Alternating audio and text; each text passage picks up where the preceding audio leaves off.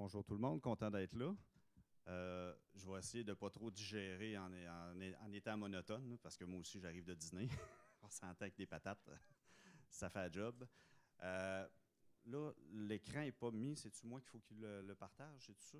Je pense qu'il y a un petit problème technique, ça arrive. OK, fait que sur le laptop, c'est moi, il faut qu'il le partage. Donnez-moi 3 petites secondes. Je vais tout faire ça, c'est Windows. Peux-tu l'enlever le temps que... Désolé de ne pas être prêt à 100%. C'est plate. Pourtant, je t'ai dupliqué.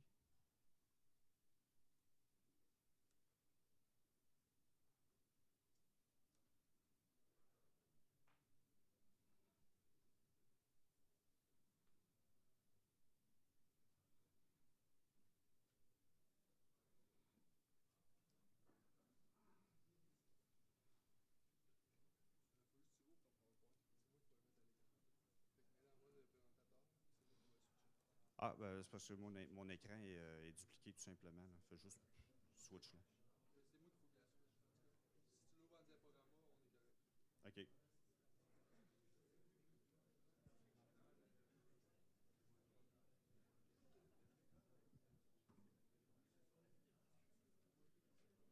Désolé du petit contretemps. C'est toujours ça. Au moins, je ne fais pas de démo. Bon, parfait, on y va. Bon, le TOC, c'est antivirus, une relique du passé. L'objectif, c'est de un peu brasser la cage de l'industrie pour dire qu'il y a d'autres moyens de faire que, par défaut, installer un antivirus sur chacun des postes des endpoints. Je vais donner juste je vais regarder au micro comme il faut. Je vais donner un exemple, un parallèle avec le cellulaire. C'est rare que le monde mette des antivirus sur le cellulaire, mais les postes de table, les desktops, c'est encore la norme. Donc, je viens un petit peu challenger ça aujourd'hui. On va y aller avec des petits disclaimers vite, vite, vite. Là. Soyez pas stupides. Ce que je fais, ce que vous faites, c'est votre faute. Je ne suis pas un avocat, puis c'est des opinions. C'est tout. Qui suis-je? Mon nom, c'est Patrick. Je suis vraiment là, un vieux de la vieille. Ça fait une trentaine d'années que je m'intéresse à la technologie en général. Je travaille en TI depuis 98, puis la majorité de ce temps-là, c'est en sécurité. Fait que je sais quand même de quoi que je parle. En tout cas, je pense, j'espère. J'ai tous les badges du Hackfest. Là, je l'ai mis dans mes poches. C'est mon 16e badge. Ceinture noire en paranoïa. J'aime ça, tester des nouvelles affaires. Je le dis avec ironie et un peu d'humour. Je suis un gars qui aime ça, tu sais, dans le stéréotype de dans ma cave à gosser avec de la techno puis de m'amuser avec faire de la sécurité pour le fun, de rester anonyme sur Internet puis d'essayer toutes sortes de patentes, ben, c'est moi. Bitcoin, ben, parce que je tombais dedans au début, puis ben, j'aime ça. Là, je vais le mettre dans ma slide. Je le mets dans toutes mes présentations. Désolé. Vous avez mes coordonnées si vous voulez me contacter. Bon, on va y aller avec un petit historique de fail d'antivirus, juste pour mettre la table. Pourquoi le talk d'aujourd'hui? On va commencer par eux autres. Je ne veux pas trop les maganer parce qu'ils sont quand même commanditaires majeurs, mais ils se sont enfargés honorablement. Ils se sont repris lorsque le PDG a accepté le prix là, au DEFCON cette année. C'était quand même nice. Mais il y a quand même eu à peu près 8 millions de PC qui étaient down à cause d'eux autres. Donc, ils sont là. C'est un fail majeur. On en revient plutôt à un autre fail d'un antivirus. Norton, là, je ne sais même plus comment il s'appelle aujourd'hui. En 2007, ils ont fait une signature de virus, une mauvaise signature. Cette signature-là, ben, elle faisait. C'était celui qui faisait rebooter? Elle avait fait. Oui, c'est ça. Il était plus capable de rebooter, tout simplement. C'est un fail. Quand même majeur. Mais on s'entend qu'en 2007, l'impact n'était pas le même qu'aujourd'hui avec CrowdStrike. Là. Les avions n'arrêtaient pas de voler. Un autre, 2010, même style de choses, une mauvaise signature qui allait effacer un fichier système critique. Juste ça. Avast, eux autres, c'est une autre catégorie à part. Ils vendaient les données, ils étaient gratuits, sont gratuits. Ils vendaient les données par en arrière pour faire de l'argent, donc la vie privée, on en repassera. Ça, c'est un peu le deuxième objectif de pourquoi un antivirus. Moi, personnellement, j'en ai pas besoin, j'en utilise pas parce que c'est quelque chose que je ne veux pas qu'il exporte mes données, je ne veux pas qu'il exploite mes données, j'aime ça que ça reste local dans mon poste. Et aujourd'hui, ben, c'est plus comme ça que ça fonctionne, les antivirus, là. Un autre, Kaspersky, en 2017, là, ça c'est le CISA, ils ont ordonné à tout le gouvernement américain de ne plus faire affaire avec cette firme-là parce qu'il y avait des enjeux de sécurité nationale. C'est un peu tannant. Puis, cette année, pas plus tard qu'au mois de juin, là, c'est le département du commerce qui a empêché Kaspersky de faire affaire avec tout citoyen américain. C'est un autre game, pour des enjeux de sécurité nationale. Ils ont peur de se faire espionner, avec probablement raison, mais si on ne le sait pas, ils ne dévoileront pas les sources. Ce que Kaspersky a fait, ben, ils se sont délités des postes de travail où est-ce qu'ils étaient installés pour installer un autre antivirus sans demander la permission à leurs clients. Hey, c'est tannant en mots, t'as dit ça. Tu installes un antivirus sur ton poste, puis il peut faire n'importe quoi. Il est root, il est admin, il est master, il fait ce qu'il veut, sans t'avertir. Quelle autre espèce de cochonnerie que ces patentes-là ont pu faire en dessous de la couverte sans que ça soit médiatisé? Ça fait peur. Là, un autre aspect. Là, vous connaissez ce mème-là sûrement. Si vous regardez sur GitHub, il y a des repos de bypass d'antivirus. Donc, les antivirus, j'imagine, je les représente dans ma tête par le dude qui fait de la sécurité, de la vraie sécurité très solide et utile. Donc, le bilan, mon bilan que moi j'en fais des antivirus, c'est un fail autant au niveau de la disponibilité, de l'intégrité et de la confidentialité. C'est un fail total. Est-ce qu'on accepte ce risque-là? Oui, on le fait parce que les coûts-bénéfices aujourd'hui, pour le commun des mortels, il y a encore un bénéfice à avoir d'avoir un antivirus, c'est utile. Mais pas pour moi. Je vous explique pourquoi. Puis là, je voulais mettre ce même-là, mais je l'avais oublié. Ça va bien. On va y aller sur comment ça marche un antivirus à très haut niveau. Là, je ne veux pas tomber dans les détails. Tu as une interface en avant, la case blanche en haut. Cette case-là, elle envoyait de l'information à Avast, par exemple. Tu as une base de données dans le centre de signature. Ça, c'est là que McAfee et Norton se sont plantés en mettant des signatures qui scrapaient l'OS. Et plus bas, ben, CrowdStrike, eux, se sont plantés en mettant un driver dans le kernel qui faisait planter l'OS aussi. Donc, en gros, c'est ça. Tu as un driver dans le kernel, tu as une application qui roule user space, puis tu as la gestion. Donc, je ne veux pas rentrer dans les détails, c'est pas le but du talk. Je pense que vous connaissez comment ça marche un petit peu un antivirus. L'EDR, lui, ce qu'il fait, l'EDR comparé à l'antivirus à l'ancienne qui fait juste scanner des vulnérabilités, lui, il prend à peu près tout ce qui est capable de siphonner de données du poste, du endpoint, il les envoie dans une interface cloud ou SaaS ou whatever, puis ben, il crunch up. Est-ce qu'on est certain de quelles données qui sortent? Oui, il y a des contrats, mais comme on a vu que Kaspersky a été capable de se désinstaller et d'installer un concurrent, pas un concurrent à sa place, du jour au lendemain, ils font une update et tu ne sais plus qu'est-ce qui sort de ton PC. Ça, c'est mon point de vue. Puis, il y a des XDR. Eux autres, c'est encore la même patente qu'un EDR, sauf qu'au lieu de juste siphonner ton PC, mais ils veulent ton cellulaire, ils veulent tes IoT, ils veulent avoir ton imprimante, ta balayeuse, etc. Ils veulent toutes les données pour faire on ne sait pas trop quoi de la petite magie noire dans le cloud, là, pour te protéger. Toujours. Pour ton bien. Donc, je pose la question. Aujourd'hui, est-ce que vous faites assez confiance à votre OS pour brancher une clé USB qui contient un virus? La réponse est oui. Maintenant, on sait que les PC, Windows, etc., ils n'exécutent rien par défaut. Fait que tu le branches, il ne se passe rien. Sauf des fois, quand tu as un virus qui veut infecter vraiment ton contrôleur USB. Là, ça ne va pas bien si ça l'arrive. Mais moi, ça, je m'en fous. Je vais vous expliquer pourquoi tantôt. Ouvrir un fichier PDF, un Word malicieux, naturellement, personne ne veut cliquer dessus parce que c'est malicieux. C'est un virus. Cliquer sur un lien malicieux. Ça, c'est étonnant en motazine, les maudits liens, on ne sait jamais où ça nous apporte, hein, les codes QR, ces patentes-là. J'ai vu des visages qui ressemblaient à ça. Là. Et faire tout ça, mais pas d'antivirus de votre PC. Le feriez-vous? Moi, oui. Et non, je ne fais pas de magie, c'est de la technologie. C'est logique. Ce que je fais, il y a une recette. Elle n'est pas magique, mais même si je dis c'est la recette magique, ça prend un système d'exploitation qui est résilient, qui permet de manipuler des fichiers, des clés USB de façon sécuritaire sans qu'elle mette à risque tout le système d'exploitation ou les données, ou l'utilisateur pour rationaliser tout ça. Donc, il faut qu'il soit raisonnablement sécuritaire, qu'il y ait une compartimentalisation qui est étanche. Ça veut dire, quand je branche une clé USB, il ne faut pas que ça compromette le reste du système, il faut que ça reste le contrôleur USB. Il ne faut pas que ça touche au reste de mon matériel, le reste de l'ordinateur. Ça prend une discipline de travail. Ça, je vais y revenir, parce qu'il faut isoler des domaines de confiance. Si je ne veux pas que mon fichier de travail soit mélangé avec mes fichiers personnels, ma navigation Internet personnelle versus la navigation pour le travail, le VPN, ces choses-là, il ne faut pas que ça se mélange. Il faut que le système d'exploitation soit capable de l'offrir, mais il faut que l'utilisateur fasse faut qu'il fasse le travail de séparer ces domaines de confiance.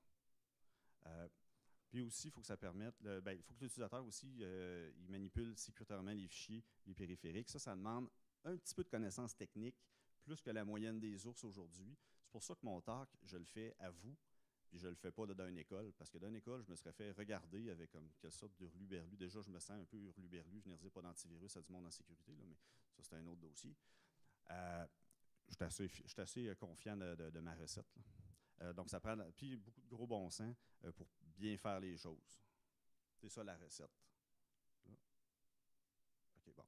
Donc, ma recette, l'ingrédient secret, c'est CubeOS.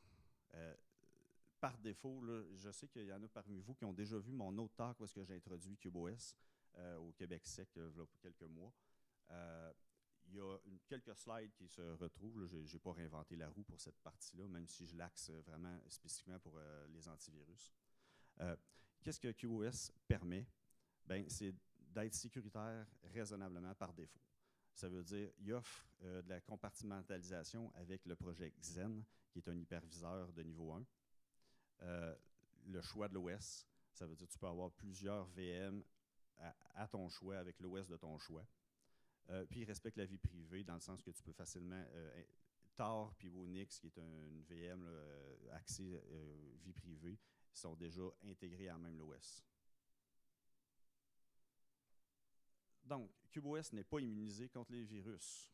C'est pas ça le but du talk, c'est pas de dire que CubeOS il est magique, c'est juste qu'il est assez bien fait qu'il va résister à la majorité des attaques. Puis il ne sera pas compromis complètement dans la majorité. Il va juste avoir une partie qui va être brisée. Le reste va continuer de fonctionner. C'est un peu ça que j'ai dit. Ouais, c'est ça. L'objectif de la compartimentalisation de CubeOS, c'est justement de minimiser l'impact. La clé USB que je branche dans mon PC, ça va rester où la clé USB, ça ne se propagera pas. Puis ça ne devrait pas avoir d'impact zéro, idéalement. Bon, CubeOS, ça ressemble à ça. C'est un Linux bien vanille de base. Là, j'ai pris ça en haute résolution, en très basse résolution, pour que vous puissiez voir de quoi. C'est vraiment très, très Linux de base. Vous faites ce que vous voulez avec comme Linux. La seule petite particularité, c'est le cadre qui y a alentour des fenêtres de différentes couleurs. Chaque fenêtre est une VM indépendante. Ça, c'est ce que Windows n'offre pas par défaut. Chaque fenêtre roule sur la même machine. Tandis que lui, c'est toutes des machines indépendantes avec un disque dur, de la mémoire, un CPU virtuel. Il y a plusieurs types. Là, on appelle chaque VM dans CubeOS, on appelle ça un cube. Il y en a plusieurs types. La plus importante, c'est la admin. Là, je vais pointer sur l'écran. Elle est ici. La admin VM. Elle, sa job, c'est de gérer les VM, les partir, les arrêter, les configurer. Elle s'appelle aussi DOM0. C'est un nom technique de Xen qui appelle ses domaines, domaine 1, domaine 2, domaine 3, mais ça commence à 0 parce que c'est un programmeur qui l'a fait. Bon, il y a des cubes de service. Il y en a matériel puis réseau. Les cubes de service, il y en a un paquet. Il y en a un cube ici, c'est le 6 USB, où est-ce que lui, dans cette VM-là, tout ce qu'il y a, c'est une VM qui a accès au contrôleur USB. Donc, si je branche ma clé USB, Il y a un virus, ben, il tourne dans la petite VM 6 USB, qui n'a pas accès à Internet, qui n'a pas accès au disque dur, il n'a même pas accès, il a accès à rien. Fait que le virus, je ne sais pas qu'est-ce qu'il va faire, là, mais en tout cas. Bref, il y en a un autre pour les interfaces réseau. Et à côté de cela, il y en a une que c'est le firewall. Le firewall est virtuel. Donc, il est indépendant des cartes réseau. C'est des cartes réseau virtuelles avec des interfaces sécurisées. Il y a des API. Je vais le montrer dans la prochaine slide un peu plus dans le détail, mais on n'ira pas trop creux. Là. Le but, ce n'est pas vraiment de voir toute l'architecture en détail. C'est vraiment à haut niveau. Après ça, ben là, il y a d'autres. Les autres cubes viennent se brancher sur le firewall pour accéder à Internet. Dans le firewall, tu peux dire un cube, il va avoir, mettons, mon cube banque, il va accéder seulement à www.desjardins.com. Il n'accédera pas à rien d'autre, par exemple. Et il y a des VM d'application, après ça, des cubes d'application. Non, je vais partir par les gabarits, excusez. Ça va aller plus, c'est plus simple. La manière qu'un cube fonctionne, c'est basé sur des templates, des gabarits, où est-ce que là, on peut mettre l'OS de notre choix, littéralement. Et les VM applicatifs sont toujours basés sur un gabarit. Là, je vais revenir un petit peu plus en détail là-dessus là, dans les prochaines slides. Et il y a un autre type de cube, c'est des cubes éphémères. Ça veut vraiment dire, c'est tu pars un cube, il part dans l'espace de quelques millisecondes, tu fais ce que tu as à faire et tu fermes ton cube, puis il détruit tout. Il ne garde rien en mémoire, il n'y a aucune trace qui subsiste. Donc ça, c'est super pratique pour ouvrir un PDF, par exemple, que tu sais qu'il y a un virus dedans. En dessous, là, c'est là que je n'irai pas très en détail, il y a vraiment beaucoup de quincailleries, des API, des interfaces entre tous ces cubes-là pour qu'ils se parlent de façon sécuritaire. Les transferts de fichiers entre les cubes, tout ça, c'est tout fait de façon sécuritaire pour pas qu'il puisse avoir d'exécution nulle part, sauf là où est-ce que c'est utile et nécessaire. Je n'irai pas plus loin que ça. Tantôt, je parlais... excusez-moi.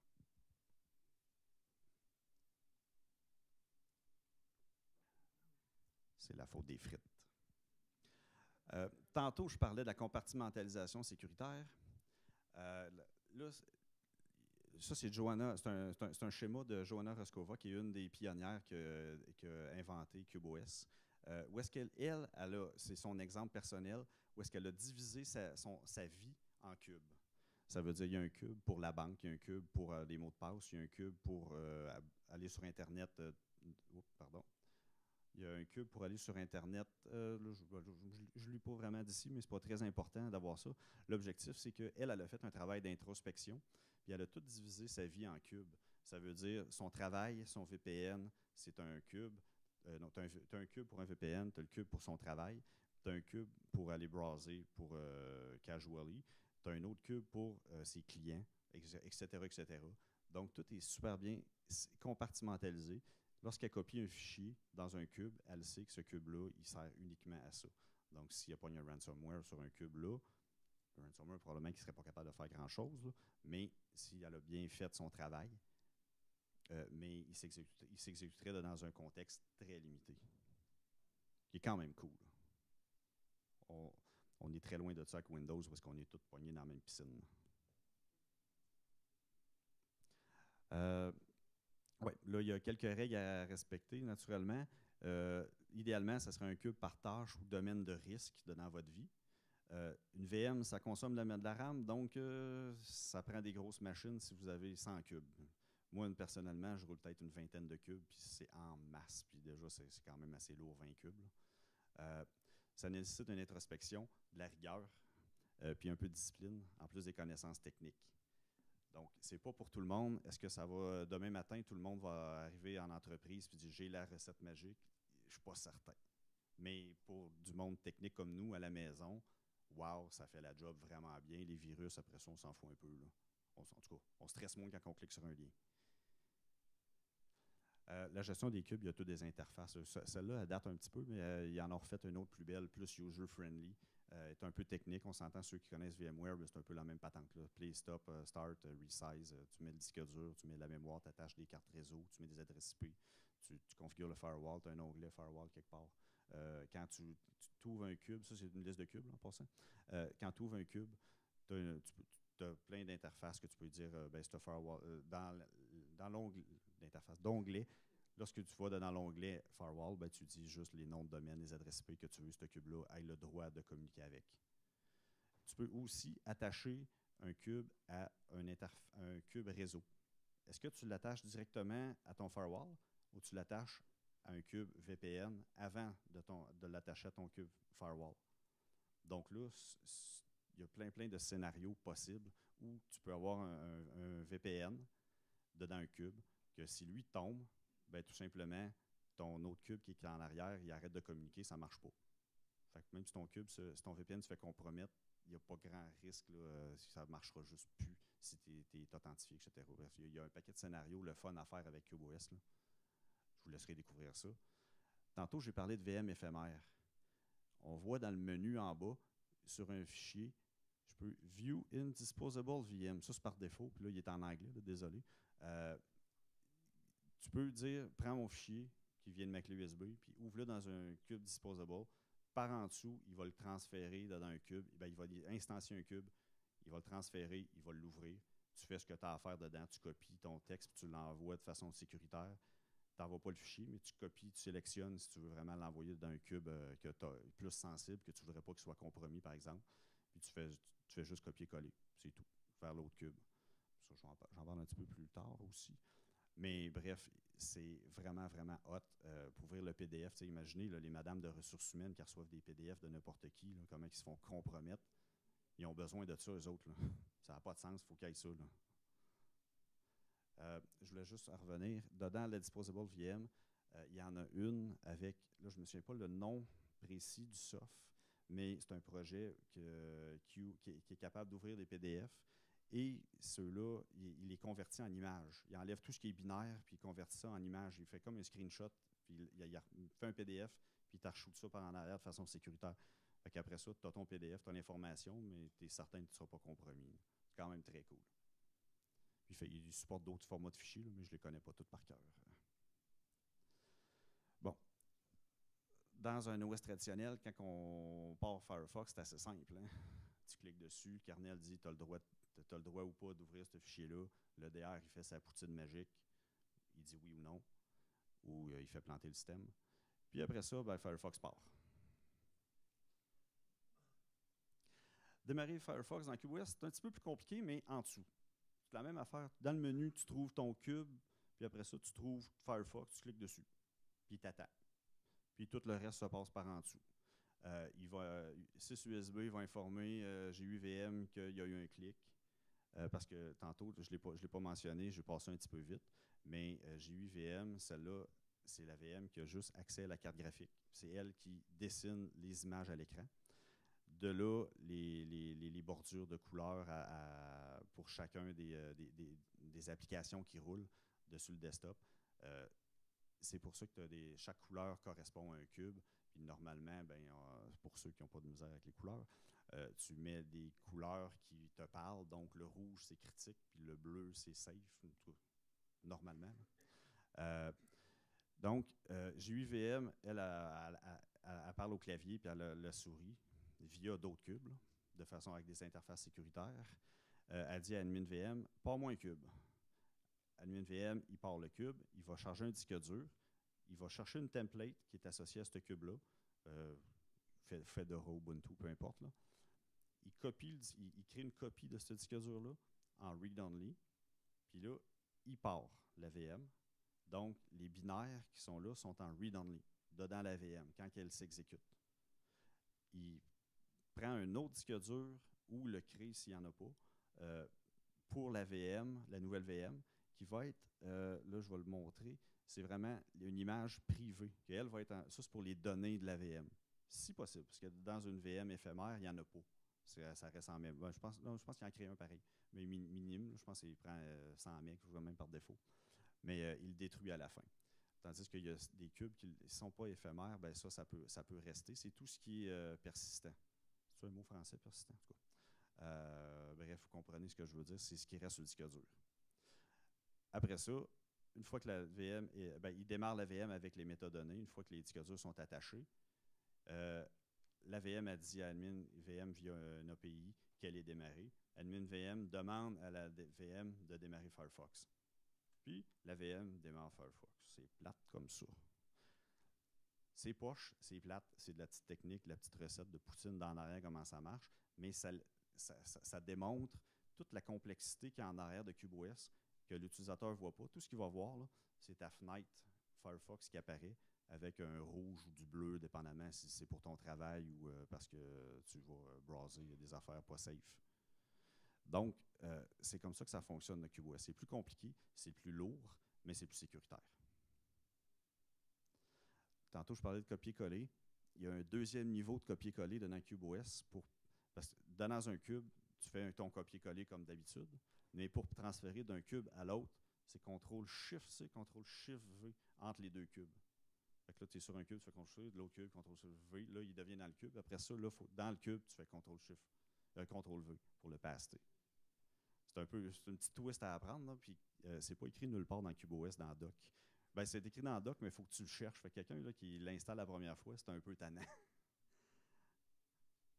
Je vais le laisser, monsieur, prendre une photo.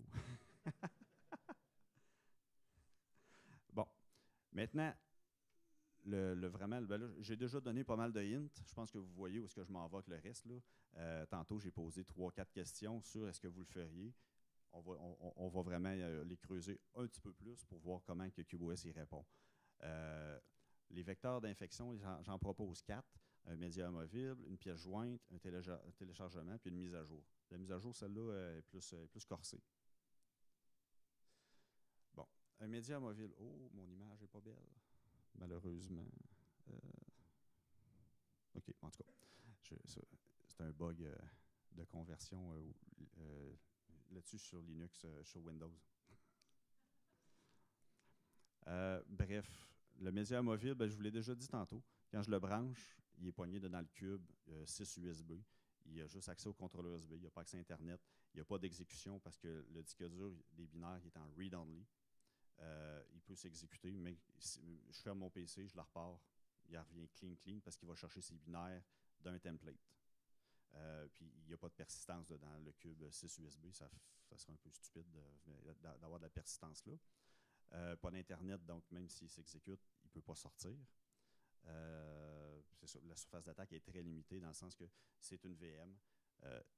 Les interfaces ont été testées, le code est réputé certain, est réputé sûr.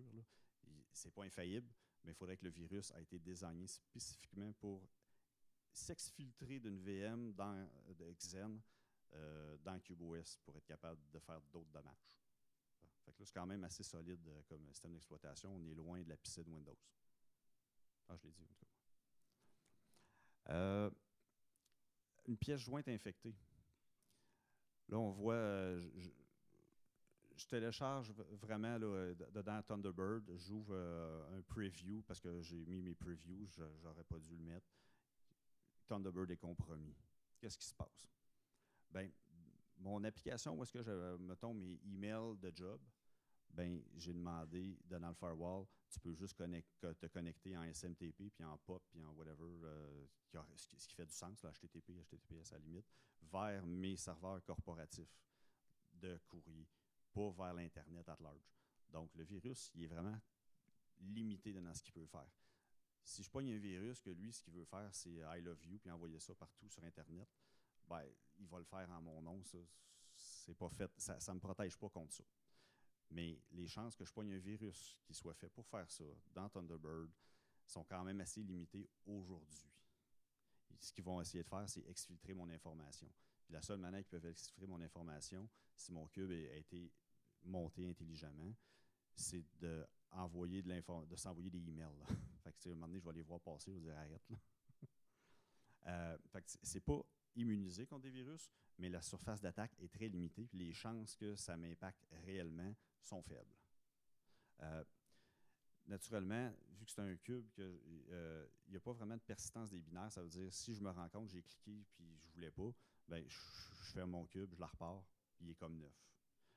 Même si le virus est persisté dedans la base de données de virus, pas dans la base de données, mais sur le disque de données, il ne sera pas réexécuté si j'ai patché le bug de mon applicatif. Parce que, idéalement, tu le tiens à jour. Tu te rends compte qu'il envoie des emails à gauche et à droite, mais tu t'installes la patch. Là. Ou sinon, ben, tu trouves un autre OS où tu repars from scratch puis tu dois être correct. Là, j'ai-tu besoin? Oui, le disque de données, en plus, il est tagué. C'est quand même Linux, là, généralement. Là, on parle dans le système-là, ça serait un Debian. Il n'est pas exécutable. Ça veut dire le kernel va refuser, le kernel d'AVM va refuser d'exécuter du code qui est sur le disque de données. Fait que les chances que ça soit compromis sont assez faibles en partant. Ça, c'est le même scénario, sauf au lieu d'ouvrir la pièce jointe, pas la pièce jointe, ouais, ça, la pièce jointe, de l'afficher dedans ma VM, mon cube, où est-ce qu'il y a Thunderbird, j'ai demande de l'ouvrir dans un app VM, dans une VM disposable VM, pardon. Donc, là, le risque est vraiment là, divisé par 10 000, 1 million. La surface d'attaque est tellement mince, ça ne sert à rien de le dire, est quasiment nulle. Le virus, qu'est-ce qu'il va faire? Il va tourner en rond, puis il va rester dans son petit disposable VM en attendant que je le ferme. Parce qu'il n'y a pas accès à Internet. Disposable VM, normalement, il n'y a pas accès à Internet. Un téléchargement importé, c'est à peu près la même affaire. Là, désolé, il y a une bug de conversion. Mon image n'est pas belle. En tout cas, c'est pas grave. L'essentiel est là. C'était juste, au lieu d'être Thunderbird, c'était Firefox, mais ça a l'air que ça n'a pas bien marché. Même affaire, Firefox, je visite un site web. Là, si je donnais un cube Firefox pour browser, du browsing, casual browsing, ben techniquement, je n'ai pas de disque de persistance parce qu'il n'y a aucune raison que je garde les données de ça. Je vais les garder temporairement, mais je vais les sortir du cube. Je vais les envoyer dans un autre cube, logiquement, pour faire de quoi avec ces fichiers-là. Donc, il n'y arrivera pas grand-chose. L'accès Internet est quand même limité, dans le sens que si c'est Firefox, ben, je vais le laisser sortir sur Internet sur le port 443, sur le port 80, si vous êtes game, ou je le barre maintenant. Il ne sortira pas sur grand-chose. C'est assez limité. Tu peux quand même pogner un virus, mais ça ne fera pas grand-chose de base. Ce que ça ne te protège pas, c'est ton Firefox avec tes 22 tabs, ben, c'est compromis, tes 22 onglets sont compromis. C'est plate, là. Fait que là, ça ne te protège pas contre ça. CubeOS, il ne peut rien pour ça. De là, la compartimentalisation. Tes 22 tables devraient être 22 cubes ou quelques cubes idéalement, là, pour être capable de séparer, de limiter la surface, l'impact. Désolé. De limiter la surface d'attaque et l'impact. Donc, ce scénario-là, je considère qu'il est quand même safe à utiliser. Il est moins le fun. Idéalement,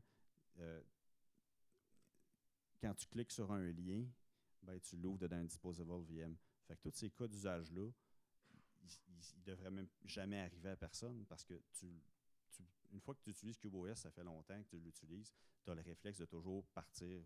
Quand tu cliques sur un lien, tu l'ouvres d'un disposable VM tout le temps, tout le temps. Donc, là, tu donnes accès à Internet, mais il n'y a pas rien, il n'y a pas de données dans ton disposable VM. Fait que si tu as un lien qui était malicieux, ben, il est pogné d'une cage. Il est pogné d'une cage, puis il ne fait rien. À la limite, il va ralentir un petit peu ton CPU.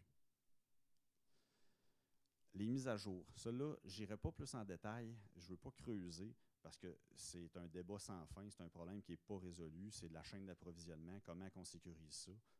Ça prendrait une présentation juste pour ça, puis 2, 3. Puis, comme je dis, la science n'est pas là encore. On n'a pas la solution complète. Mais CubeOS, le code source, il est open source, c'est auditable.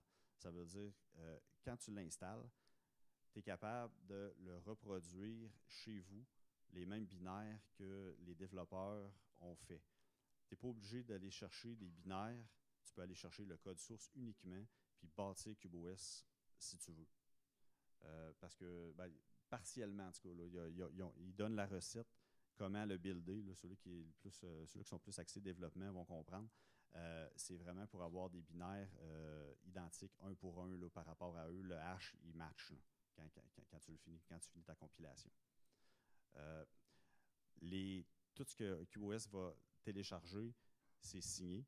Puis par défaut, à l'installation, il va te le demander. Veux-tu télécharger ça sur ClearNet ou sur Tor? Donc, sur Tor, tu rajoutes un autre niveau. C'est vraiment chiffré, anonyme en plus. Fait que tu es certain de la source parce qu'il valide la signature par défaut, là, en plus. Il y a les Zen Security Advisory. Ça, c'est les développeurs de Xen, à toutes les fois qu'ils ont un bug, quelque chose, ben, ils diffusent. Il n'y en a pas beaucoup. Ça, je pense qu'ils sont rendus 100 quelques dans les derniers 10 ans, 15 ans. Donc, c'est quand même une plateforme qui est assez... puis la majorité des Zen Security Advisory, dans les dernières années, c'est des bugs Intel, AMD. C'est même pas des bugs de leur logiciel. Il faut changer faut que Intel ou AMD patchent leur firmware en dessous. On est rendu là. C'est assez solide. Les Canary, ça, c'est vraiment les développeurs, les core développeurs de CubeOS qui, je pense qu'ils font ça aux 90 jours environ, ils émettent un communiqué signé qui dit que le gouvernement ne nous a pas demandé de mettre de backdoor dans notre système d'exploitation. La journée, s'il manque un 90 jours, est-ce qu'ils ne l'émettent pas? Il faut se poser des risques, il faut se poser des questions sur est-ce que je suis compromis moi aussi?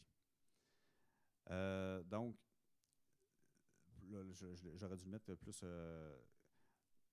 c'est ça. Le dernier mécanisme qui fait en sorte que CubeOS est vraiment résilient, même quand tu le mets à jour, c'est que les cubes sont tous basés sur des templates et tu mets pas à jour ton cube, tu mets à jour ton template, après tu redémarres ton cube. Donc, même, comment il s'appelle, le DOM0, pardon, lui aussi, il est basé sur un template. Il y a un template spécial juste pour lui. Fait que même si ton DOM0 est compromis, tu as une chance en rebootant d'être capable de le retrouver dans son état initial si le template n'a pas été compromis aussi. Ça prend vraiment un virus spécifique à CubeOS pour le compromettre complètement. Ça fait le tour. Oui, j'ai fait le tour, celle-là. Donc, avec un système d'exploitation résilient, raisonnablement sécuritaire, la compartimentalisation étanche, un peu de discipline de travail, du gros bon sens, puis certaines manières de travailler qu'il faut qu'ils changent pour s'adapter de façon sécuritaire à CubeOS.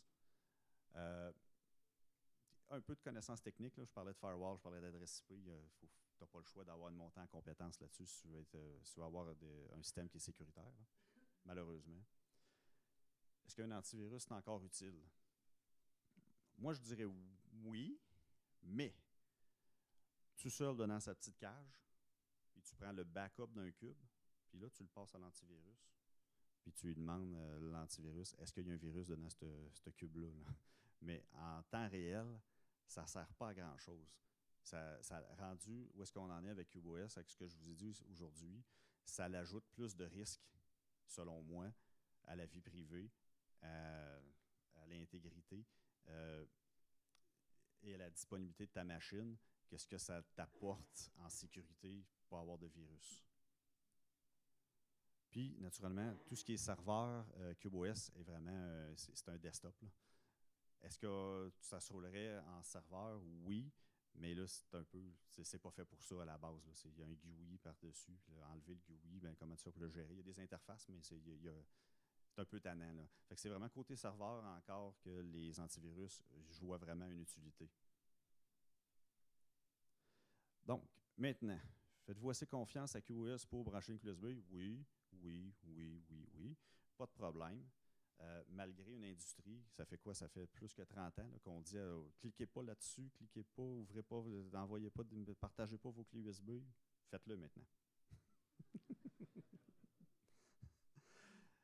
Donc, ça, c'est comment qu'on se sent quand on a installé CubeOS et qu'on a ouvert son premier virus sans le savoir. Là. Tu te sens vraiment comme Neo qui dodge des bullets.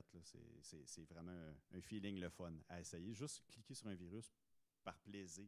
Je l'essaye, puis il ne se passera rien. Essayez ça. C'était tout pour moi. J'espère que je n'ai pas regardé le temps. J'ai-tu pris... C'est parfait. Merci.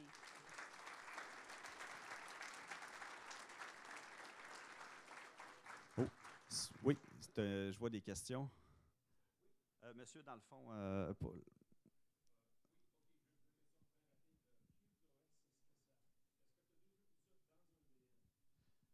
Oui, je l'ai sur le laptop ici, mais je ne le recommanderais pas à personne.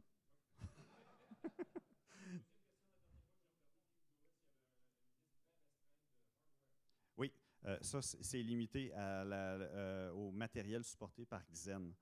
Ce que je n'ai pas montré dans mes slides, c'est que en dessous des cubes, ben, c'est Xen. Vraiment un hyperviseur. Là. Je l'ai dit, mais je ne l'ai pas montré. Donc, cet hyperviseur-là, c'est lui qui parle avec le matériel. Fait il y a sa hardware compatibility list, puis il faut se fier à ça. Mais dernièrement, ça va bien. C'est compatible avec vraiment beaucoup, beaucoup, beaucoup de stock de plus en plus. Donc, il faut valider avant d'acheter un PC à 8 000 pour dire je vais avoir CubeOS avec 256 GB de RAM. Là. Pensez-y. D'autres questions, monsieur?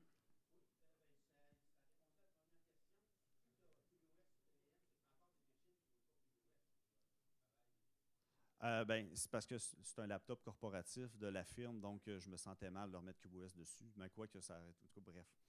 Je voulais pas embarquer ce débat-là.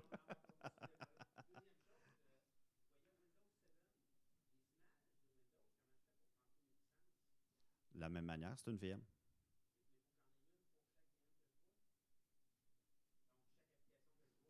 Puis, il y a une particularité avec Windows, naturellement. Euh, Windows, euh, il ne sera pas fenêtré comme vous l'avez vu dans la petite fenêtre là, où est-ce que je vous montrais. Lui, ça va être un plein écran, tu as ton desktop, tu as tout. À moins qu'il y a un projet là, que tu peux y installer des tools dedans, un peu comme à la VMware pour être capable d'avoir des fenêtres, mais c'est pas super. Là. Puis le seul use case que je verrais Windows dans un cube, c'est pour jouer à des jeux, donc tu le vends en plein écran. Sinon, Windows, qu'est-ce qu'on fait avec ça? D'autres questions? Oh, c'est un petit peu plus lourd, surtout quand tu pars une disposable VM. Ça prend peut-être, dépendamment de la machine que tu as. C'est une machine récente, là, ça prend une seconde de plus. Une seconde, c'est rien. Une fois que tu l'as parti, ton cube, après ça, c'est quasiment transparent. Tu ne vois pas la différence. C'est juste au démarrage que c'est un petit peu plus long. Oui, il y avait une autre question. Ah, ça, c'est magique. De la même manière qu'avec VMware, tu fais un snapshot, copies ton snapshot, tu peux restaurer ton snapshot. Ça va super bien. Oui, c'est l'hyperviseur qui gère ça. Tu as des interfaces, faire des backups de chacun de tes cubes. Tu peux même faire un cron job qui te le fait à intervalles réguliers puis qui met ça sur un disque, un NAS ou peu importe. Là. Ça va super bien. Oui.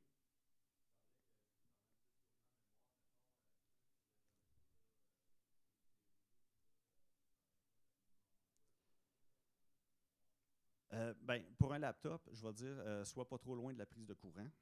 Un. Parce que là, c'est plusieurs machines indépendantes, même si elles sont virtuelles. Mais je dirais 16 gigs de RAM, tu as un petit peu d'air pour respirer. Parce que le DOM 0, il prend 4 gigs de RAM par défaut. Tu peux le descendre un peu, mais je ne le recommande pas. Puis ça dépend. La plus grosse VM, c'est ton G8 VM. C'est elle qui gère ta fenestration. Elle est quand même assez gourmande. Elle va prendre 2, 3, 4 gigs, 6 gigs. Tu sais, si tu roules 6 écrans 4K, ça prend de la mémoire. C'est de la RAM. Donc, ton 16 gigs, là, ça va être plus 32. Puis moi, chez nous, je roule à 96 puis 128. Là. Puis là-dessus, j'ai de la place en masse. Il n'y a pas de stress. Une fois, tu sais, si tu installes un Windows, ben, tu vas y mettre 16 gigs à Windows. Là, puis il va tout le bouffer à faire je ne sais pas quoi, là, à envoyer tes données à Microsoft. Mais si tu installes un Debian, ton Debian, il va te prendre 700 MB de RAM. Fait que tu peux en rouler 22. C'est pas stressant, c'est ça, 32 gigs. Là. Oui, monsieur?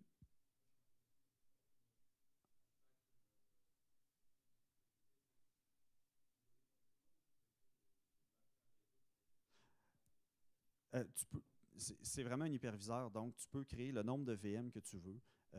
Avec des VM que tu dis, celle-là, c'est un firewall, tu peux te mettre un PFSense si tu veux, mais tu as, déjà des VM firewall.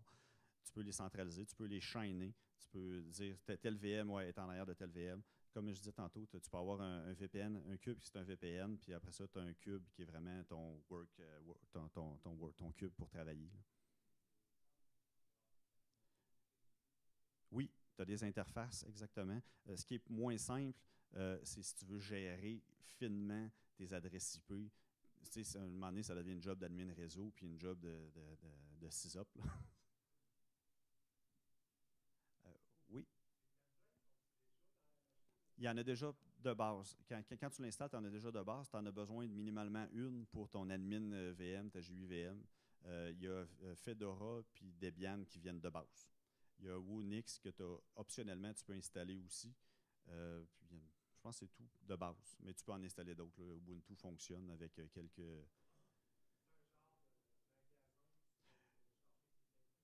Oui, oui, oui, c'est ça. Là, je vais le dire en apt-get install ton template, là. C'est pas exactement ça, mais on comprend le concept, là. Euh, oui,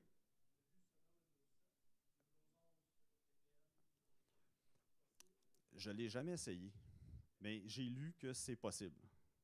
Parce que CubeOS supporte les TPM 1.2, pas 2.0, mais tes VM, tu es capable d'émuler des TPM 2.0. Fait que tu es quand même capable d'avoir ta chain of trust. Ça fait le tour des questions. Oh, une dernière, je pense, en tout cas, oui, je ne sais pas le temps. Pardon, non, ça ne fonctionne pas sur ARM, c'est Intel AMD.